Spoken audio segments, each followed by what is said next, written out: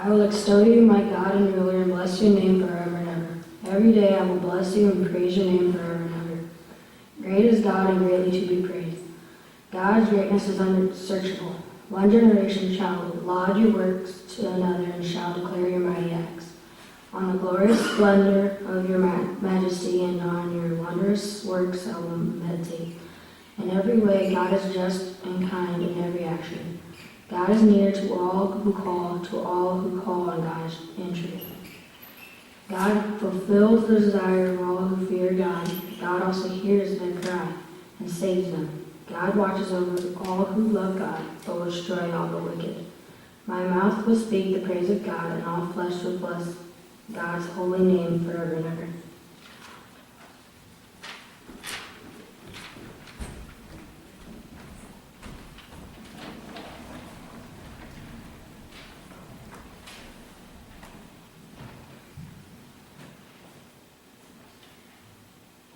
I asked my boys, I don't remember when it was, I think it was after around Halloween, and we were talking about school and getting out of school, and I asked them, what's the next holiday? What do you suppose they said? Christmas. That's right. I thought, yeah, that's about right. We always seem to jump right from October to Christmas. I think even before Halloween, there may have been a few Christmas displays getting set up in the stores around town. And this week, I was thinking about what I wanted to do for this sermon, what I wanted to do for the sermon here for the rest of the year, and I thought, it might be a good idea to have a little bit of a sermon series on gratitude, a little bit. Teaching us, reminding us that we do have a lot to be thankful for. And especially since we have this season of Thanksgiving coming up, and shopping after Thanksgiving, right? Good Friday, which starts 6 a.m. or 6 p.m. on Thanksgiving Day now, I see on some stores. But that's a whole other sermon. But we have a lot to be thankful for. And I don't know if we always do a good job of being thankful. I think about my boys, and we're trying to teach them to say thank you and you're welcome and all that stuff all the time. And maybe 30%, maybe if we're lucky, 40% of the time they'll do it on their own. And we usually have to remind them to say thank you, because we want them to be thankful. And when I do that, usually I'm reminding myself of how many times do I say thank you? Do I say thank you to people who have helped me, done things in my life for me? Do I tell God that I'm thankful for all that I have and that I've been blessed with? How many times does my attitude truly reflect what I'm thankful for? There's a story of a woman who went to an art gallery with her daughter. They wanted to find a couple ideas for some pictures to get for their home. While the mom was busy looking at pictures, her daughter went off by herself and looked at a few of the paintings. A few moments later, the mother saw the daughter start staring at a painting of an old man sitting at a small table, hands clasped in prayer with a single loaf of bread in front of him. We've all probably seen that picture at one point or another. But it was obvious the girl didn't understand what the painting meant. She asked her mother, "Why is he praying? He only has bread, but doesn't have anything else to go with it." Whereas the mother explained that he is giving thanks because he had the bread, which is more than some people have. I think that story reminds us a lot, reminds me a lot, at least, of an attitude sometimes that I have. You see, in the middle of abundance, I think we tend to concentrate on the lack.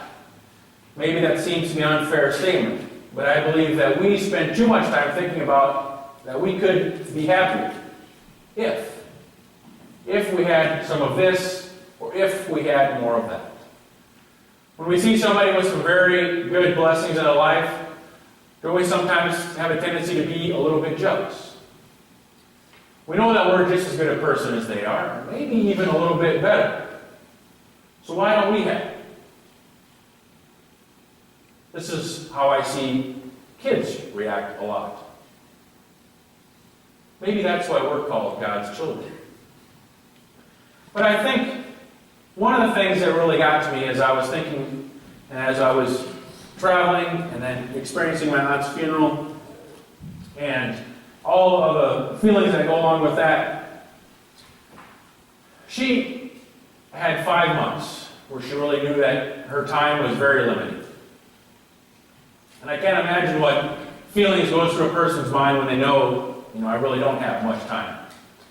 But she spent a lot of her time scrapbooking and spending as much time as she could with friends and family from all over came to visit, which was wonderful. She got to make a lot of memories. She got to make a lot of scrapbook pages for the grandkids. She got to make many more connections. And I thought about that, and I thought, how neat that was that she had that choice, or had that ability to do that, but yet how sad it was that it took a terminal illness to get that to happen. I thought about that with myself.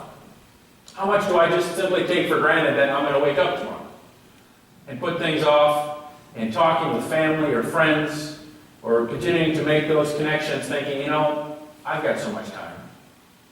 Or just taking that simple fact of my health for granted and not being thankful for that.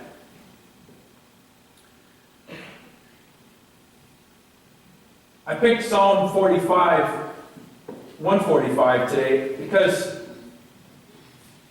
it's one of the things that can help us to be and to make our attitude point more towards gratefulness. Is to remember all the things that God has already done for us and keeps doing for us.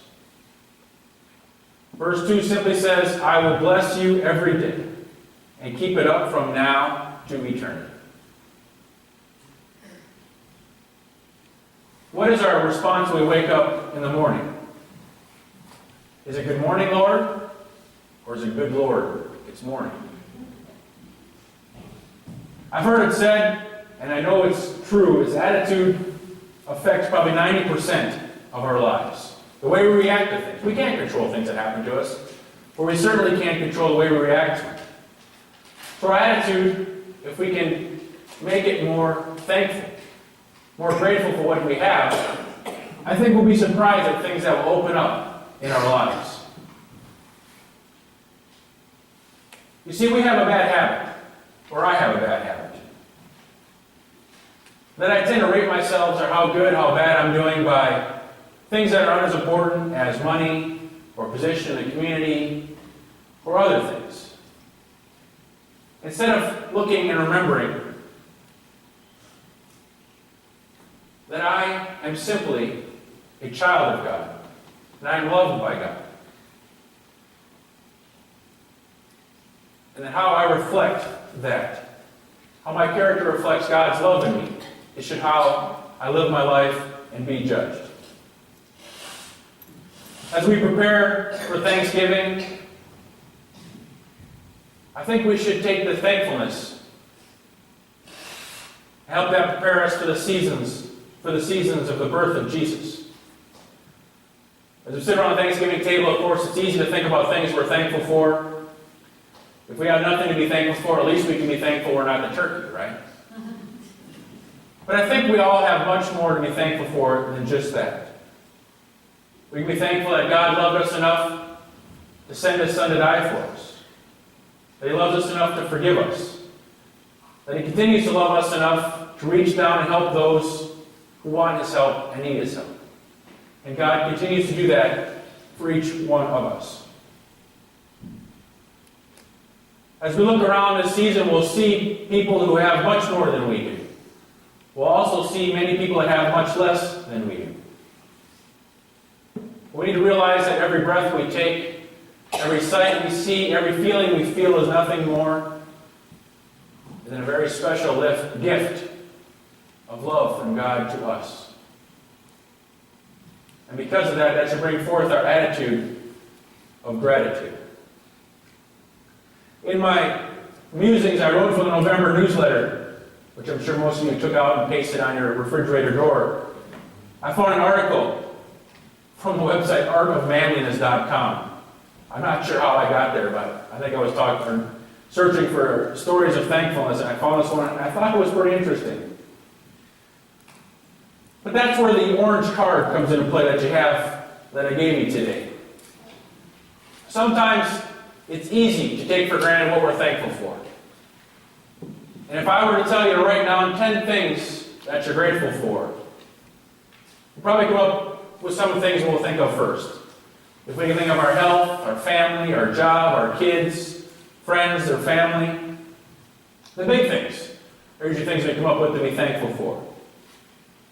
And they can be good, and that is good to be thankful for those. What about if we were to think about more specific things? More real things to us. Maybe not real, more specific, more things that we don't maybe think to be grateful for. I thought of one as, I bought a new pillow a week ago, and I love that pillow. So when I wake up each morning, I'm thankful that I have that nice soft pillow to sleep on now. Or maybe I'm thankful for the smell of baking roast when I came home the other day. Instead of just being thankful for your wife or your kids, be thankful that they make you laugh. Be thankful for that hugs that you get for them. But be specific. So I thought on one sheet of our orange paper, if we try to write down 10 specific things that we're thankful for. If we're thankful for our job, what specifically are we thankful for? Hopefully more than just the paycheck that we get to spend each day. Or if we're thankful for our family, what specifically are we thankful for? Or if we're thankful for our house, our place to live. Think of something specific and write that down. And then on the backside, think of 3 different people that you could say thank you to today or in the next week. Thank them for a significant thing they maybe helped you with in their life. Thank them for something they did for you. Maybe thank them for just being your friend or your coworker or your family member. But make it a thank you that's done in person. Taking them out for a cup of coffee, a lunch, a meal, or just stopping by to tell them thank you. And then, when we have our list, the things we're thankful for, I challenge us each morning to get up before we do anything else, to take a look at those 10 things. And to read them off and to say thank you once again. And if we do that between now and Thanksgiving, see how our attitude changes. If we see more of God's goodness in our life, if maybe we realize that we're more blessed than we think we are. And hopefully between now and Thanksgiving we can check off the 3 people that we need to say thank you to. I think it's a good way to get us in the attitude of gratitude.